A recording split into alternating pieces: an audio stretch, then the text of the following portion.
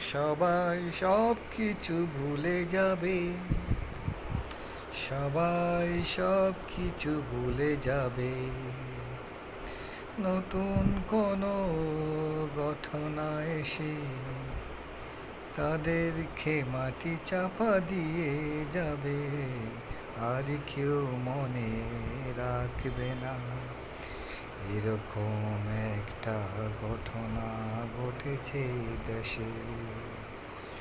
বাংলাদেশের ইতিহাসে করুণ এক ঘটনা ঘটল, বিমান দুর্ঘটনা। কতগুলো কচি কচি প্রাণ ঝরে গেল এক মুহূর্তে। আমরা তাদের কি বলবো না? হ্যাঁ, বলে যাব।